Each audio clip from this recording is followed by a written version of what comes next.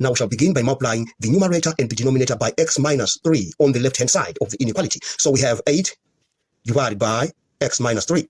Thus multiplying x minus 3 divided by x minus 3 greater or equal to 1. Now let's expand. We have 8 by x, we have 8x minus 24. If we expand the denominator, we shall get x squared minus 6x plus 9 greater or equal to 1. Now we shall multiply both sides of that inequality by x squared minus 6 plus 9. We have 8x minus 24 is greater or equal to this multiplied by 1. We have x squared minus 6x plus 9. Now let's check what is on the right-hand side to the left-hand side. And we shall have x squared, that's a negative, plus 6x minus 9 plus 8x minus 24 greater or equal to 0. Now let's simplify. We have minus x squared, 6x plus 8x plus 14x minus 9 minus 24 minus 33 greater or equal to 0. Now let's multiply throughout this inequality by a negative. We have x squared minus 14x plus 33.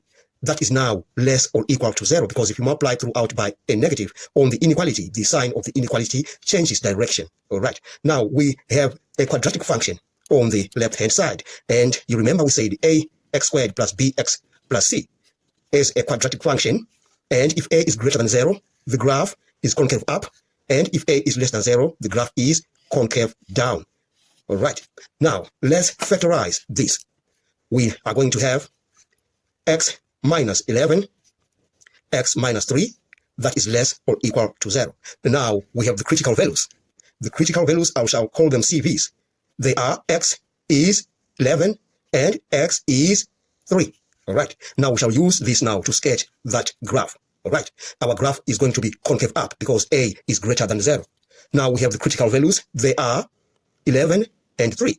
And now let's sketch the graph. It passes through 3, goes to a turning point, and comes that way.